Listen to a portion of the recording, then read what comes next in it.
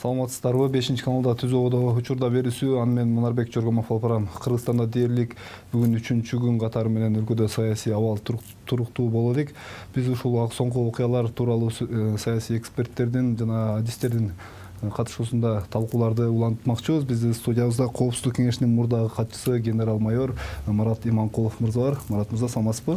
Саламаттык. Студияга куш келипсиз.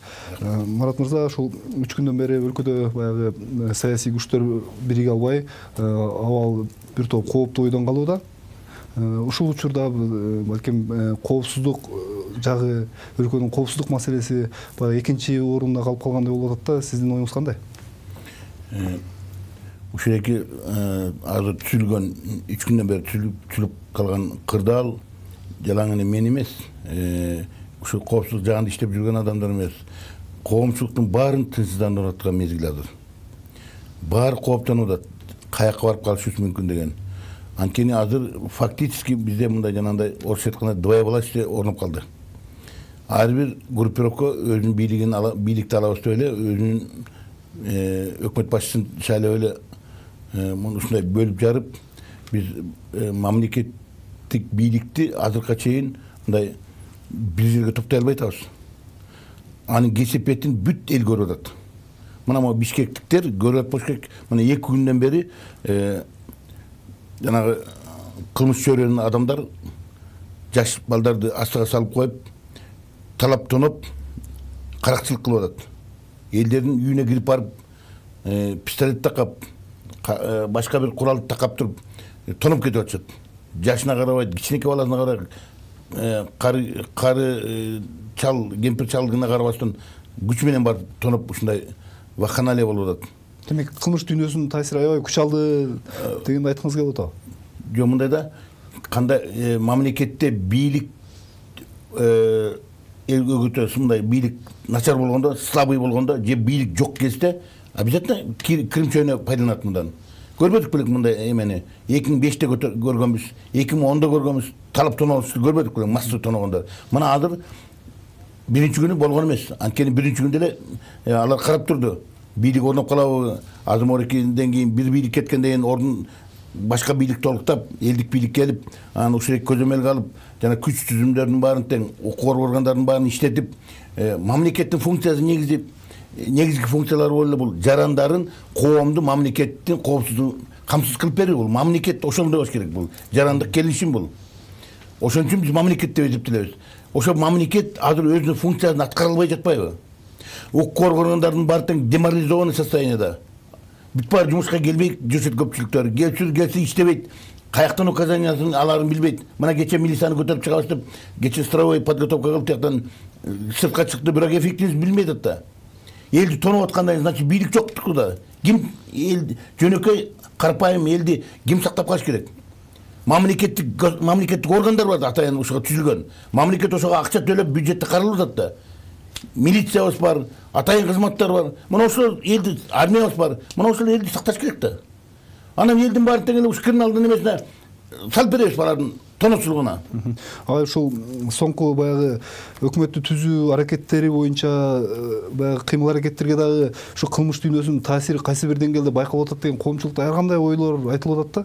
Сиздин пикириңиз кандай? Чын эле ошондой коркунуч барбы? Эгерде азыркыга чейин кош бийлик болуп тура бере турган болсо, бийликти талашып, группировка тирешип тура бере турган болсо, конечно, жанагында айткандай эле криминалдар киришет, башка экстремисттик күчтөр да киришет. Ушул моменттен пайдаланат да. Мамлекет эң ослабленный состояние болуп турган кезде бүт ошонун баары тең экстремисттер, террористтер, кылмышкерлер бар тең, наркобарондор бүт баары ошодон пайдаланып кетет да. Мына биз ошондой шарт түзүп калды да азыр. Анан эми мен айтайын, жанагы келди. Бул мен биринчи эмеге токтолоюнчу. Эмне себептен болду бул? Жана 5-инде окуя. Себептер көп. А вот жанагы акыкатсыз шайлоо, мыйзам бузуу менен болгон шайлоо, бийликтин алсыздыгы, анын жанан адилет шайлоону өткөзө албагандыгы, шайлоо убагында көз жумуп коюп, мыйзам бузуулардын баарына көз жумуп койгондук мына абдан муну кыжырлантты да элдерди. Бул бир себеби. Дагы себептер бар да. Өлкөдөгү жумушсуздук, жанандай жетишпегендик бүт бар ушу себеп болуп берди. биздин өзгөчө жаштарды мына жырлантты да. Жаштар канча жылдардан бери азап чегип келатат да. Мына ошолор биринчи категория ошолор азап келатат да. Жумуш жок болсо бери, жумуш орундар түзүлбөсө, миңдеген, 100 миңдеп, миллионго жакын адамдар чет өлкөгө барып ошол жерден ата-энебиздин багабыз, үй бүлөбүздүн багасы ошол жакта жүрөт. Азап тузактын баарын көрүп атыптылар. Анан ошолорго түзүлбөсө, анан мына азыр активный ошо жаштар келди. Мына көрсөтөбүз эми бизге шарт түзүп берген мамлекет, ушул мамлекет керекпи деп туруп, мына азыр батып бийликти колго алды. Отчаянный шаг жасашты. Мына ошол бийликти алып берди эми. Эми ошо жаштарды алып берген бийликти ошоки жана саясий эмелер, топтор, саясий жана группировкалар ынтымакка келип, биригип алып, элдик бийликти орнотсо болот беле? Анан ушул жаштардын макул, молодец сиңер, ыраазычылыгыбыз, силер бийликти алып бердиңер.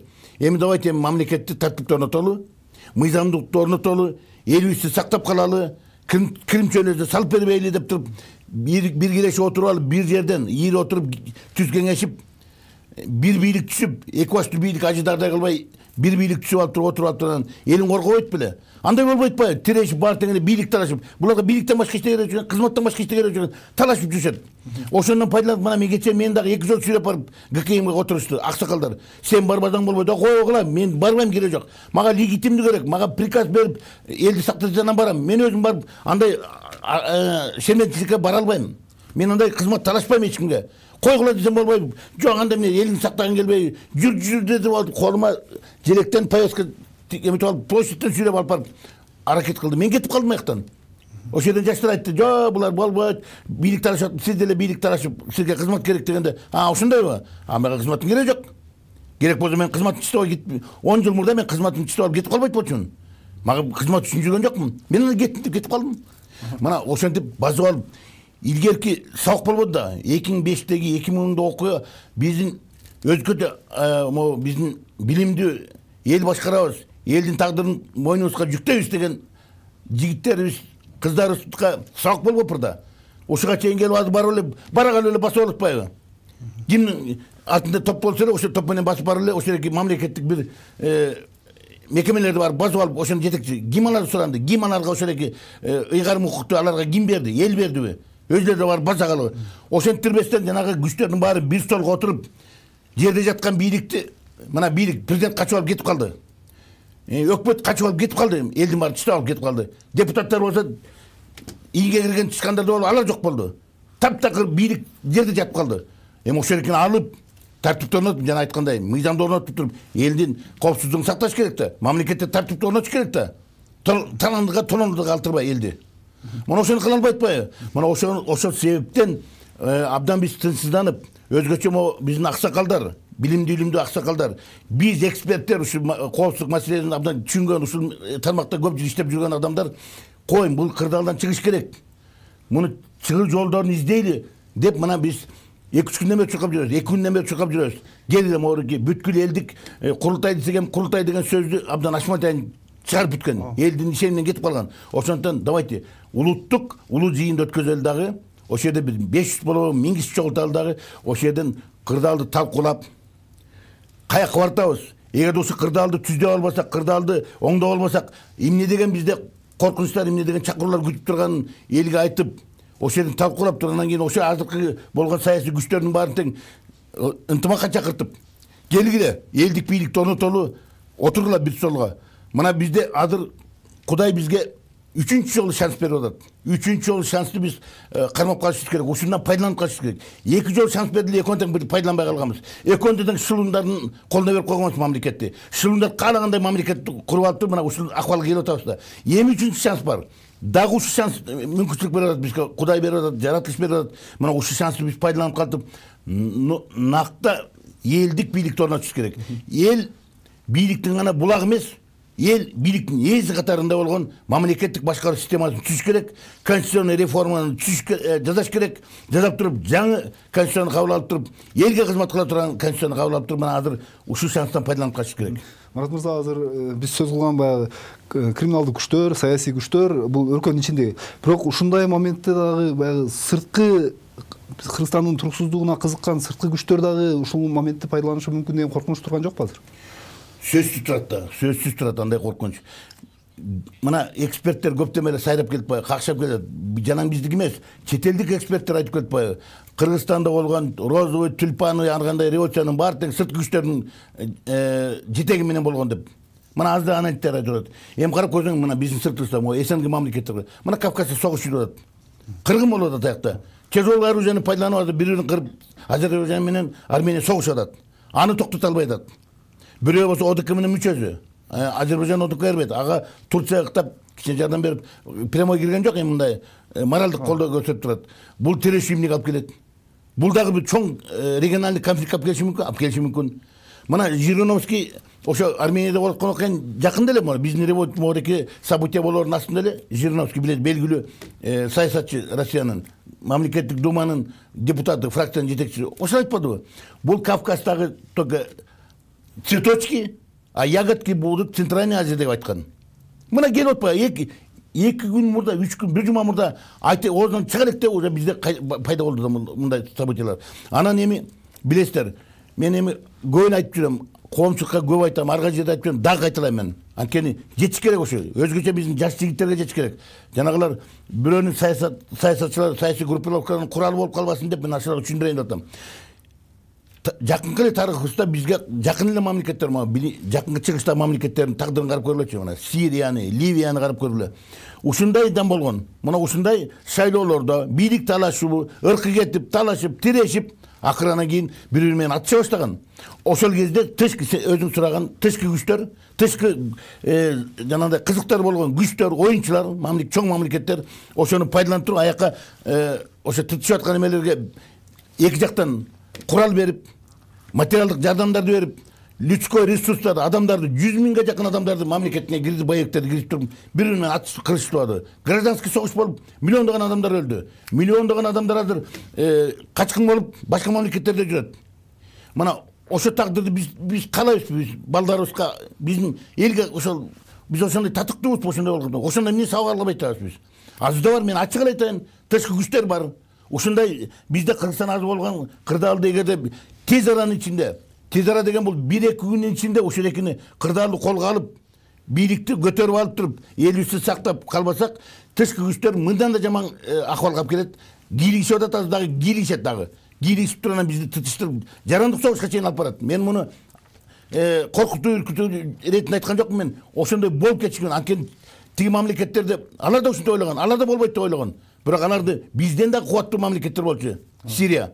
Эли бизден да көп, мамлекеттин кубаттуулугу бизден да кубаттуураак болгон мамлекетти тытыштырып, а бизде кылбайт деп ким кепилдик берет? Эртең эле террористтер жакын эле арада турат. Афганистандын түндүгүндө турушат, топтолуп, миңдеген адамдар. Ошол алып келип туруп бизди атыштыра баштады, эмне кылат? Ким мамлекетти коргойт? Коргогондордун баары деморализован состояние үйлөрүнө жатат.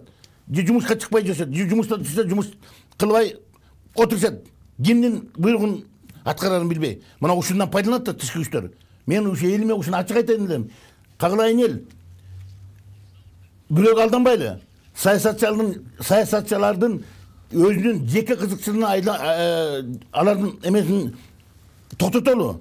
Ошого чакыралы.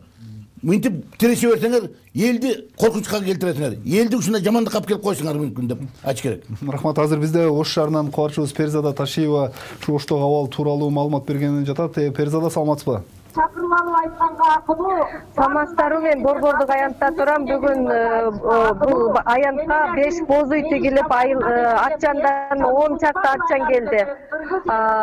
Облустун аймактарынан 200гө чукул адам чогулуп, биз стабилдүүлүк жана мыйзамдуулук үчүн энелер бул тынчтык митингине келди деген уран чакырыктардын астында президент, легитимдүү президент иш ордуна кайтсын деп талап кылышууда. Андан башка чогулган элдин тобу жокпу? Чогулган элдин тобу 200гө чукулдап калды. Дагы кошулгандар улам келип жатышат. Ал эми мамлекеттик кызматтагылар бул тартип көзөмөлдөөчүлөр областтык администрациянын алдында бул тартипке көзөмөл жүргүзүп карап турушат. Рахмат Перизада, байланышка чыкканыңыз үчүн сизге ийгилик каалайбыз.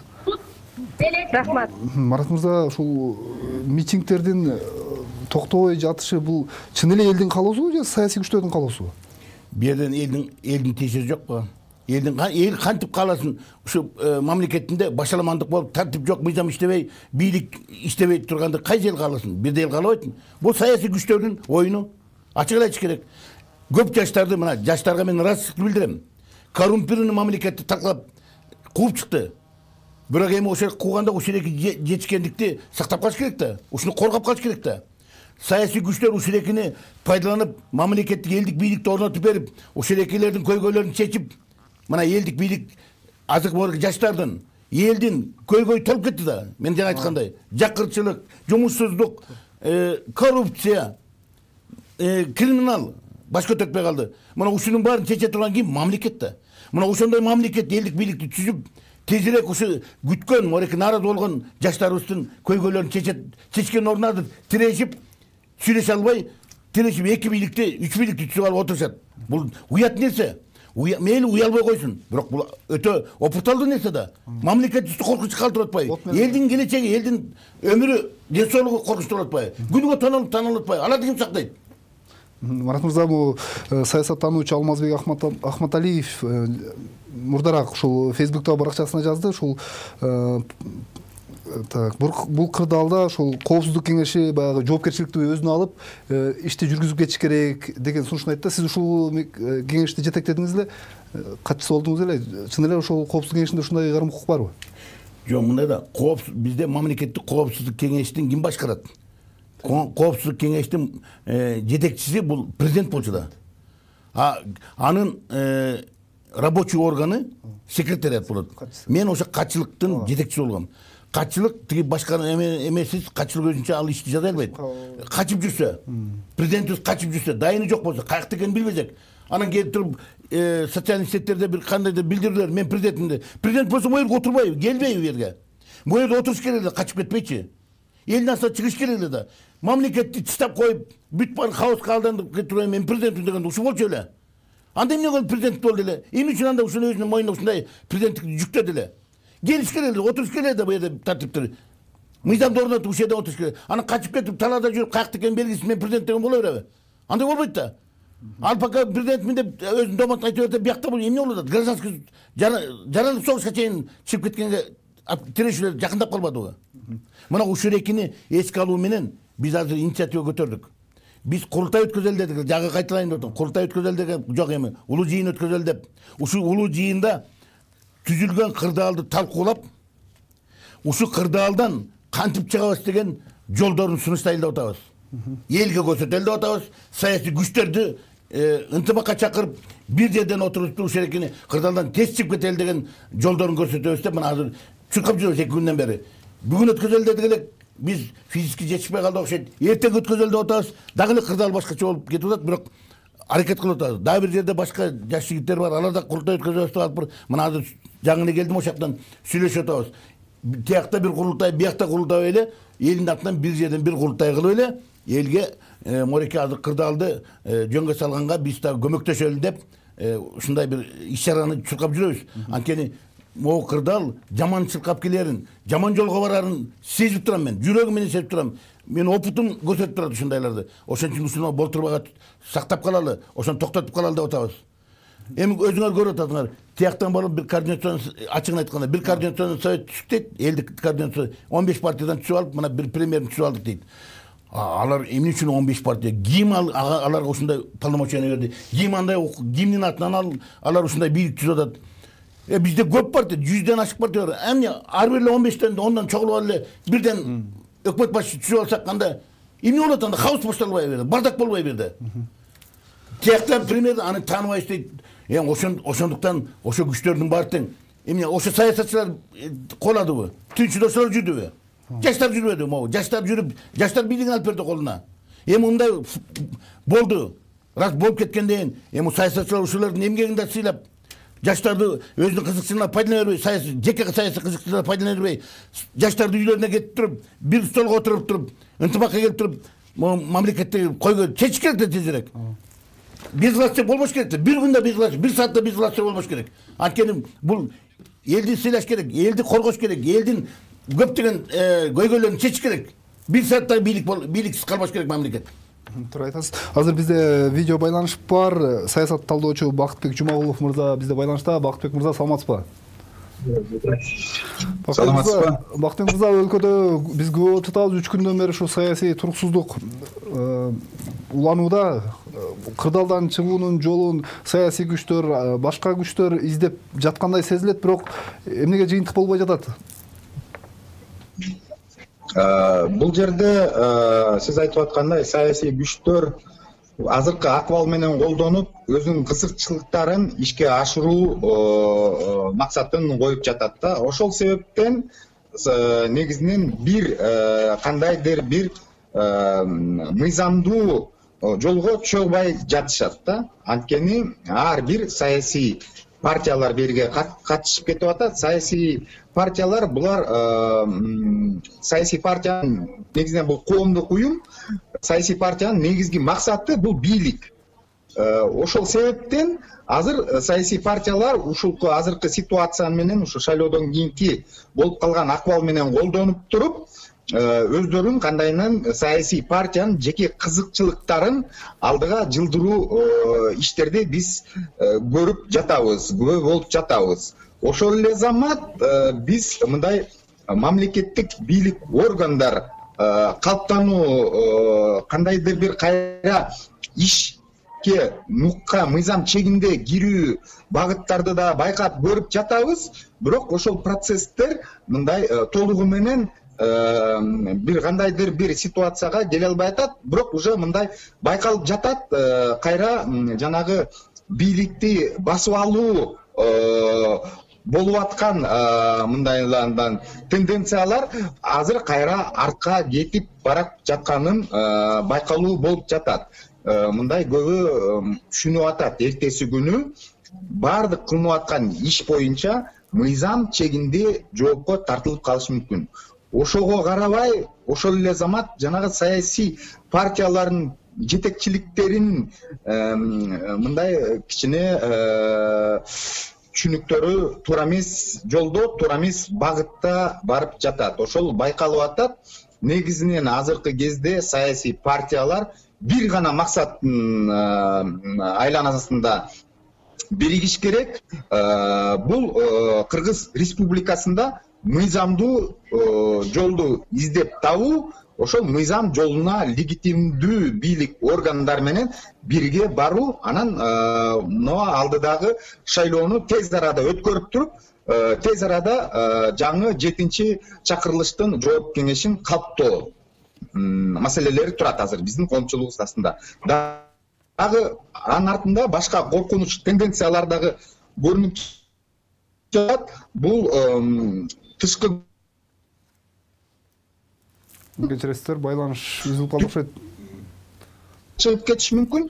Ушундай коркунучтун астында биз турабыз. Бакыт мырза, рахмат сизге байланышка чыкканыңыз үчүн. Ийгилик каалайбыз. Марат мырза, ушул 2-3 күн мурда ушул жогорку кеңештин айрым депутаттары Садыр Жапаровдун өкмөт башчылыгына бекитилиши боюнча чечим кабыл алганы тууралуу айтышты. Кийин кайра башкачараак пикирин билдиришти. Ушул нерселер бирок баягы коомчулуктун ишенимге келишине же бир баягы анын алдына биригишине баягы жакшы ишеним, үмүт бербей койду да. Эмне үчүн мындай болуп жатат? Бул ошол эки жана жогорку кеңештин бир бөлүгү кворумду чогултуктап атпайбы? Чечим кабыл алганга кворум жетти деп атпайбы? Ошолор чогулуп премьер-министрди Жапаров Садырды шайлап алганы, бул деген азыркы жаңы бийликти, жерде жаткан бийликти көтөргөн бийликти мыйзамдаштыруу, легитимдештирүү процессин жүргүздү. Азыркыдай ушундай бийлик урап калганда көп мен негизинен эки эле жолду билем. Ошол легитимдештирип, мыйзамдаштырып кетүү жолу. Бирөө пока легитимдүү иштеп аткан мамлекеттик бийликтин бир бутактарын пайдаланып калыш керек. Ал ким? Президент жок, өкмөт жок. Жалгыз парламент бар. Парламентти чогултуп, баягы эски бийликтердин баарын кетирип, жаңы алган бийликтердин өкүлдөрүнөн аткаруу бийлигин дайындап, ошо аткаруу бийлиги өзүнүн мойнуна бүт мамлекеттеги мамлекеттин тагдырын өзүнүн мойнуна жүктөп, өлкөдө тартипти орнотуп, элдин коопсуздугун сактап, тартипти орнотуп туруп, анан кийин жанагы конституциялык реформага баш керек. Мына ошол эки жанагы эксперт жигит айткандай акырынан келатат. Бирок бул тез болуш керек да. Тез болуш үчүн жанагы жерде мамлекеттик чечүүчү органдарда, атайын кызматтарда, укук коргоо органдарында, дагы чечүүчү башка мамлекеттик органдарында мурдагы бийликтин койгон адамдарын биринчи лицолорун алып таштап, аерге компетенттүү адамдарды алып баш керек да. Азыркы бийликтин менен кошо жардам бере турган, тажрыйбасы жетиштүү, билимди жетиштүү, ошо эл ишене турган адамдарды алып барып туруп, ошолор менен азыр тартипти каргоочу керек. Ал бийликке анан экинчи да жолу бар. Ал жанагындай революционный жол менен илгериден бери келаткан тиги баягы мурдагы тажрыйбаны колдонуш. Мурдагы тажрыйбаны колдонуп, жанагындай учетный собрание дегендер, баягы Ленин өткөзгөн тиги октябрь революциясын өткөзгөндөгүдөй жол бар. Ал жол менен болсо, ал да жол бар. Бирок азыр ошол экини мен бул жолду тандайм, мен бул жол менен барам деп саясий күчтөр өз билгенин кыла бербестен бир отуруп, түз кеңешип, ынтымакка келип, ошону чечип атпайбы? Анан элдин атынан эле элдин атынан бир топ бир бийликте болсо, мен ошону айтайын деп, ынтымакка келиш керек. Мен чакырам азыр. Саясий күчтөрдүн лидерлерин чакырам. Баары билимдүү адамдар, баары тажрыйбалуу адамдар. Мекеним деп жүргөн адамдар. Ынтымакка келгиле, урматтуу саясатчылар. Мен да саясий партиянын жетекчиси болом. Мен да азыр барып бир өкмөтчүсү болайынбы? Дагы бир досторумду чакырып келип туруп. Кандай бул? Ынтымакка келбейсиңерби? Элди карабайсыңар, элди ойлобойсуңарбы? Өзүңөрдүн кызматыңарды ойлобой, өзүңөрдүн келечегиңерди ойлобой, өзүңөрдүн кызыкчылыгыңар менен жүрбөй. Ынтымакка келгиле, элдин баары ошону сурап атат. Ошону өтүнүп атат. Тынчсызданып атат элдин баары тең. Баарыбызга чалып атат. Мен байкап атам элдин баары. Мына жүрөбүз азыр. Уюмдан уюмга чуркашып, баары эмне кылабыз деп чуркап жүрөбүз. Токтотпойсуңарбы бул оюңарды? Мурат мырза, ушул буга чейин баягы Ички иштер министрлигине Курсан Асанов убактылуу милдетин аткарат деген маалыматтар болду. УКМКнын төрагалыгына дагы бир генералыбыз бар, баягы убактылуу милдетин аткарат деп айтып жатышты. Деги эле бүгүн өкмөт башчынын ордунда Садыр Жапаров милдетин аткарып жатат азыр. Координациялык жумуш байкалып жатабы ушул түзүмдөрдүн арасында? Жок, мен жана айтпадымбы? 1 мүнөттөгү мамлекетте бийлик жок болбош керек. 1 мүнөттөгү. Мамлекет деген сложный организм, бул адамдын денесинде, адамдын организминде болгон деле организм. Ал функционирует туруш керек. Мына адамдын жүрөгү токтоп калса бүт дене өлөт да. Ошол сыяктуу эле мамлекетте да бир орган иштебей калса бүт мамлекет өлөт да. Вакана эле бардак башталат да. Ошон үчүн мамлекет 1 сааттагы мамлекет бийликсиз калбаш керек. Ошон үчүн кандай жаманбы, жакшыбы бир бийлик хотя бы азыр мореки коопсуздук маселесин чечип туруш керек. Жарандардын коопсуздугун сактап бериш керек. Мамлекеттин коопсуздугун сакташ керек. Чек арадан боевиктер кирип келбесин. Аны көзөмдөш керек. Атиги аскер кызматтарынын өзүн алар түшүнгөн военный организация, алар бир центрден командалык көнүп калган. Главный команда иши жок, качып жүрөт. Кимдин указанияларын алат алар? А беркилер өзүнө жоопкерчиликти ала албайт көптөрү. Өздөрүнүн мойнуна жоопкерчилик алып туруп, мен мындай кылам деп ала албайт алар. Алар приказ менен көнүп калган көпчүлүктөрүн баары. Бар арасында, бирок көпчүлүгү ала албайт. Ошон үчүн анан монда бардак болуп атпайбы? Мамлекет коркунучта болуп атпайбы? Элдин келечеги коркунучта болуп атпайбы? Бул баягы 5-октябрдагы окуяда ушул учурду пайдаланып кеткен саясий күчтөр дагы болду. Кээ бир баягы аябай чоң коррупция менен соттолуп түрмөдө отурган мурдагы президент, өкмөт башчы, мэр, алар эркиндикке чыкты. Ушул окуялардагы баягы кырдаалды татаалдашып кетишине себеп болдубу? Бирден бир себеп ошол. Мына азыр ар ким күч топтолуп барып алып туруп, укук коргоордун базып алып туруп, СИЗОдон болобу, колониядан барып чыгарып алат арган бар. Кээ бирөө мыйзамдаштырды, мына Садыр Жапаров мыйзамдаштырды. Жогорку сот анын эмесин күнөөсү жок деп таап, жаңы кароого жөнөттү. Ошондон кийин анан жанагы жогорку кеңештин өкүлдөрү барып туруп, андан кийин аны премьер кылып шайлабады. А калгандары акталган жок да. А мындай боло турган анда башкалар азыр тиякта бунт чыкса эмне болот? Калган кылмышкерлердин баары тең. Эмне бул кылмышкерди бошотуп бардыңар да, биз эмне жатабыз буякта деп. Аларды требовать этсе эмне болобуз? Чыксаң чык, только мыйзамдаштырып ал да ошонун баарын. Сотто эгерде сен саясий куугунтук деп эсептесең, сотто ошол эркин далилдеп туруп чыкты. Анын баары эле коррупционердин баарын чыгарып ийсе, киши өлтүргөндөрдүн баарын чыгарып ийсе, ар бир күч өзүнүн баарын эле күч менен барып туруп мамлекеттин бийлигин жогун көрүп, мамлекет анархия болуп аткан пайдаланып туруп элин чыгарып берсе кандай болот? Мамлекет биз анда тараш керек анда. Эртең анда бизде эл тарапка түшүш керек. Түштүктөгүлөр башка мамлекетке кирет, түндүктөгүлөр башка мамлекетке кирет. Кыргызстан деген жок болот анда. Мамлекеттин функциясы мамлекет элди коргош керек. Бирок бул окуялар баягы убактылуу экенин саясий күчтөр да түшүнүш керек да. Бул эртең мыйзамдуу талап айткандан кийин жооп берип коет. Эртең эл булардын жоопкерчилигин талап кылат. Эртең жооп бересиңер. Эгерде мына мен саясий күчтөрдүн өкүлдөрүнө айтайын деп атам. Эй, саясатчылар, урматтуу бийлик талашкандар, эртең жооп берип калганыңарды сезип атасыңарбы силер? Эртең эл сурайт да силерди. Момча күндө бизди вакханалия калтырып, бийликти момундай сүйлөшө албай, элди кыйнаганыңар үчүн, элди тонотконуңар үчүн, түн ичинде бара туруп, куралдуу күчтөр бара туруп, чекезе пистолет такап, кемпирине чейин, жаш балдарына чейин тонотканын силер угуп атасыңарбы, көрүп атасыңарбы? Анан жооп бересиңер эртең ушунуки бийликти алып алып туруп, ошонукине жол бергениңер үчүн. Эртең айтат да, ким жооп берет могу өлүп калган жакыныбыз үчүн, бир тууганыбыз үчүн, балдарыбыз үчүн, атабыз, ата-энебиз үчүн деп туруп. Ким жооп берет анын үчүн? Бирөө жооп бериш керек да. Таптайт аны жана кылмышкерлерди. Мына ошондой болбосун десек, тезирээк ойгонгула, тезирээк өзүңөрдүн жанагы эгеңарды токтоткула, өзүңөрдүн кызыкчылыгыңарды сыртка койгула. Бириндикке келгиле, бириндикке келип давайте мамлекетти ойлойлу. Элдин келечегин ойлойлу. Балдарыбыздын келечегин ойлойлу, могу жаштардын келечегин ойлойлу. Силерге бийликти алып берген. Марат мырза, бизде убакыт жыйынтыкталып жатат. Ушул мен соңку сизге эркин сөз берейин. Ушул кыргыз элине бүгүнкү учурдан пайдаланып, биздин экрандан пайдаланып, ушул саясий күчтөргө өзүңүздүн ой сунуш пикириңизди айтсаңыз болот. Эми ушул мүмкүнчүлүктөн пайдаланып мен Кагалайын калк, урматтуу эл журт, мен сиздерге кайрылгым келет. Силер азыр могуреки кырдаалдан көрүп атасыңар, ачуулук калтырбагыла, эмоция калтырбагыла. Саясий күчтөрдүн жетеги менен кете бербегиле. Бизде саясий партиялар көп, жүздөгөн партиялар бар. Бирок мамлекет алардын кызыкчылыкта өзүлөрүнүн ар биринин өзүнүн кызыкчылыктары бар. Бирок мамлекеттин элдин бир эле кызыкчылыгы бар. Ал биримдик, тынччылык, мамлекеттин бүтүндүгү. Бир эле кызыкчылык бар бизде. Ошол кызыкчылыктын тегерегине чогулгула. Жанагындай болуп бөлүнүп, регионго бөлүнүп, район, область болуп бөлүнүп, улут болуп ошону токтоткула. Аны кесепетин көргөнбүз, жакында эле көргөнбүз. Адамдык трагедияга алып келет, адамдык жоготууларга алып келет. Ошого жол бербегиле. Урматтуу туугандар, урматтуу мекендештер.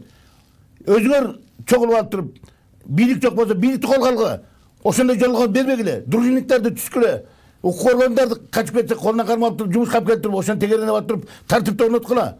Тоноочулуктарды токтоткула. Көчөлөрдүн баарын кайтаргыла. Geç bolsa da, tüm bolsa da, gündüz ukta olasыңар. Özgöçe mo erkeklerge aytıp gelet, жаш балдарга aytıp gelet. Ата-энеңерди тунатпагыла, элиңерди тунатпагыла.